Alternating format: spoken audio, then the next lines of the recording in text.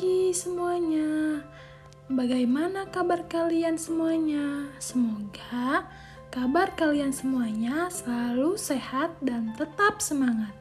Sebelumnya, perkenalkan nama saya Alpiani dari jurusan Pendidikan Guru Sekolah Dasar STKIP Setiabudi Rangkas Bitung.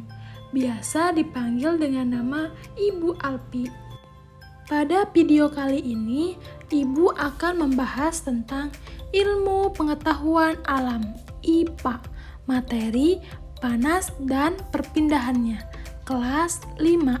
Selanjutnya, tujuan pembelajaran hari ini yaitu melalui video pembelajaran, siswa mampu menjelaskan perpindahan panas dan kalor serta menyebutkan benda-benda yang menghantarkan panas dalam kehidupan sehari-hari secara tepat.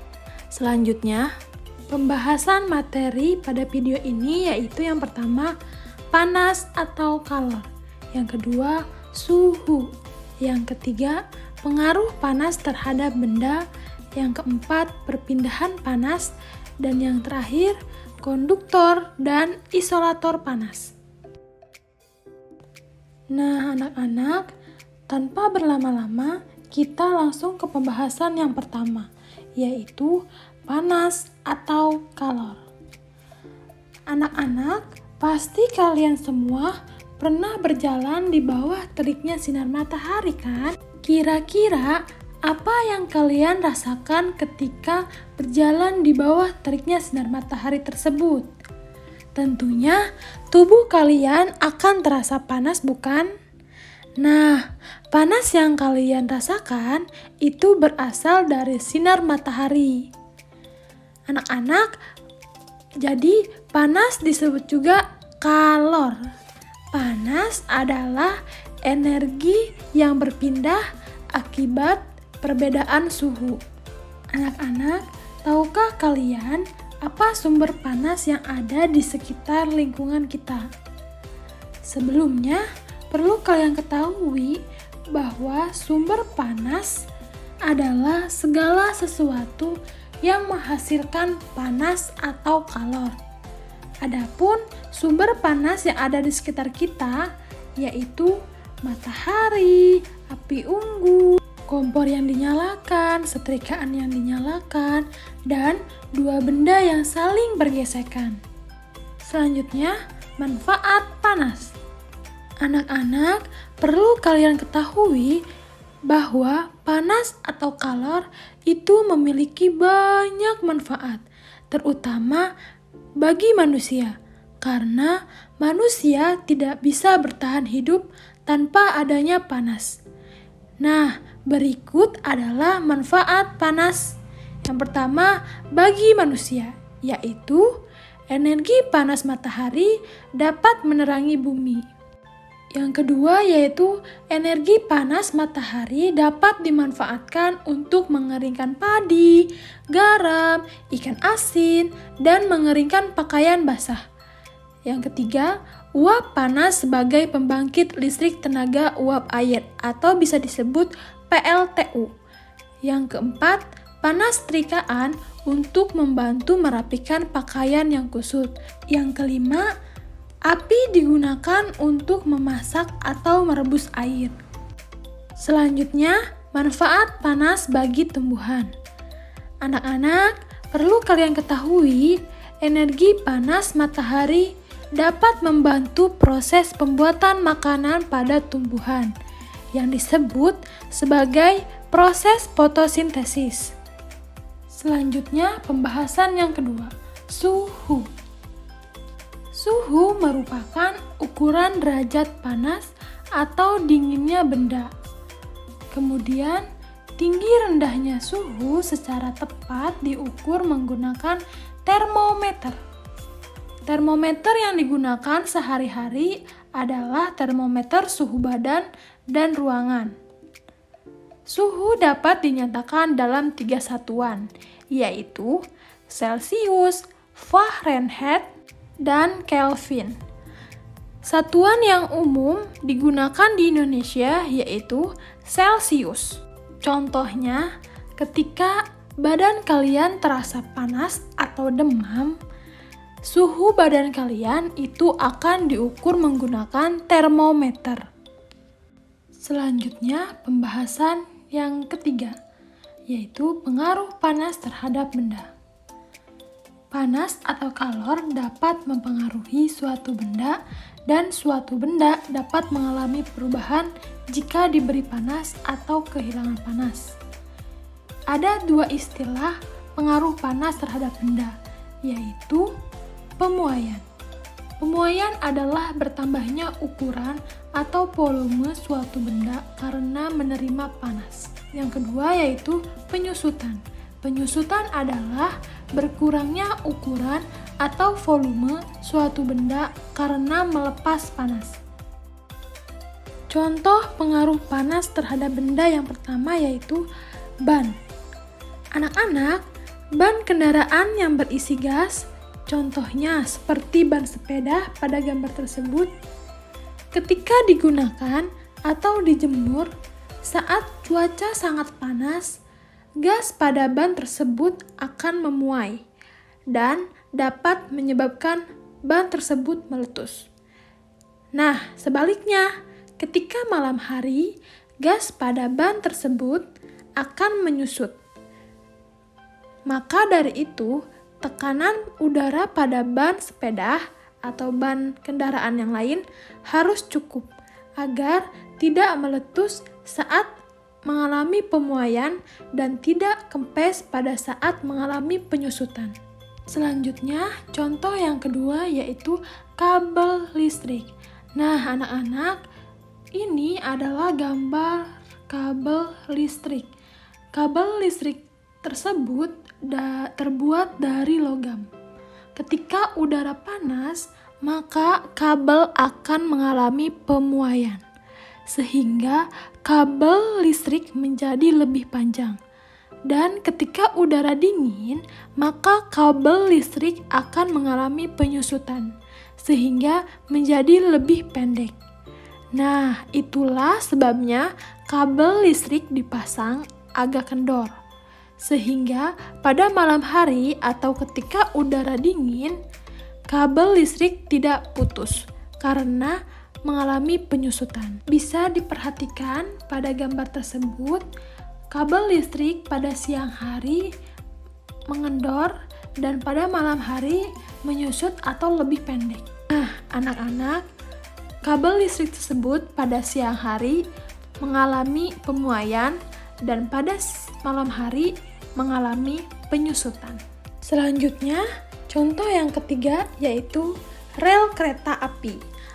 Nah, anak-anak, pernahkah kalian menaiki kereta api?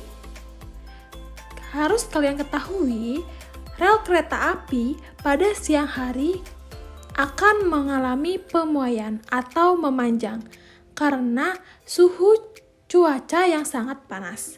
Dan pada malam hari, rel kereta api akan mengalami penyusutan atau memendek karena suhu cuaca yang dingin.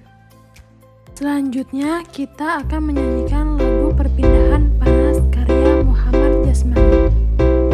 Panas dapat berpindah memakai 3 cara, konduksi dan konveksi dan juga radiasi. Konduksi merambat, radiasi memancar, dan konveksi panasnya mengalir, panasnya pengorengan. Itu contoh konduksi, pancaran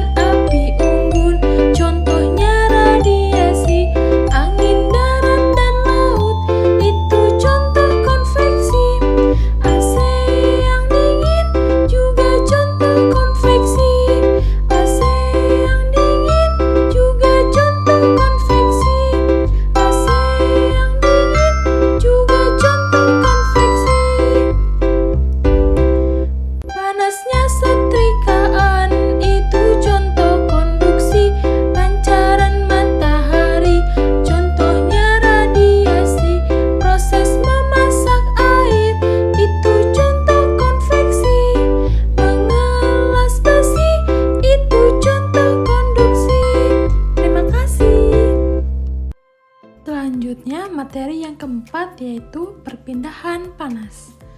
Anak-anak, jika kalian berada di dekat api, maka lama-kelamaan tubuh kalian pasti akan terasa panas, kan? Nah, peristiwa tersebut menunjukkan bahwa panas atau kalor dapat berpindah. Panas berpindah karena adanya perbedaan suhu antara dua benda atau lebih. Perlu kalian ketahui, panas dapat berpindah dengan 3 cara, yaitu yang pertama konduksi atau hantaran. Konduksi adalah perpindahan panas yang tidak diikuti oleh zat perantaranya.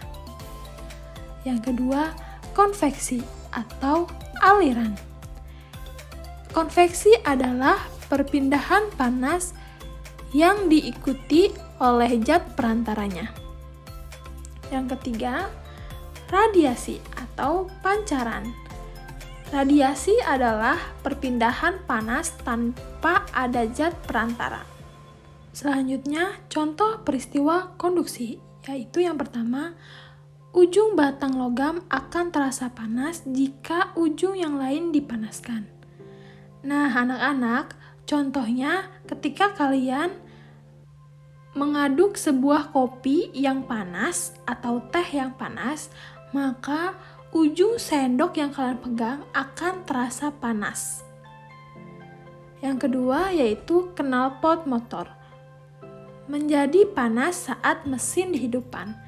Nah, anak-anak, ketika orang tua kalian memanaskan motor atau menyalakan mesin motor, maka knalpot motor akan menjadi panas.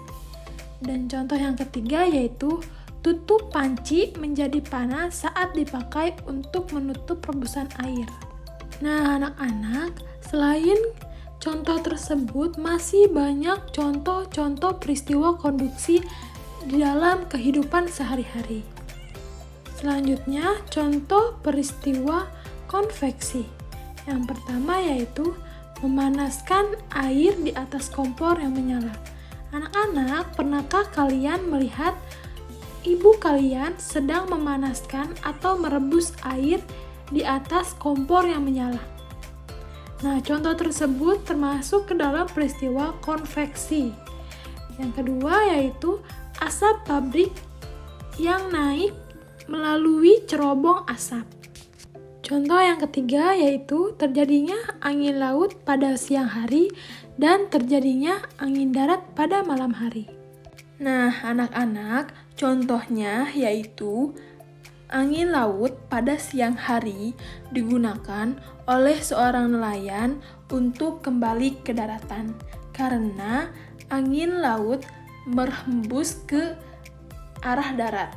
Sedangkan angin darat digunakan nelayan untuk melaut mencari ikan pada malam hari karena angin darat berhembus ke arah laut.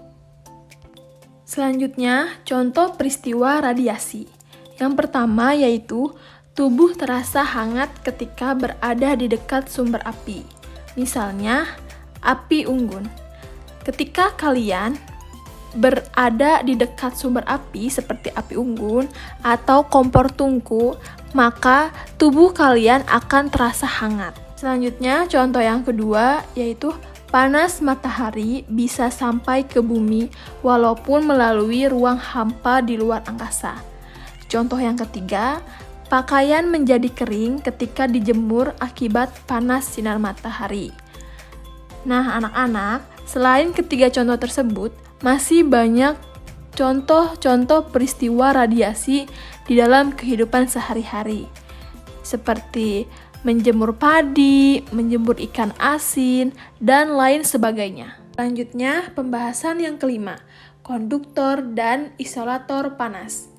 Nah, berdasarkan kemampuannya untuk menghantarkan panas, benda dapat dikelompokkan menjadi 2 macam, yaitu konduktor panas. Konduktor panas adalah benda yang mudah menghantarkan panas, seperti wajan, panci, dan lain sebagainya. Selanjutnya, isolator panas adalah benda yang sulit menghantarkan panas.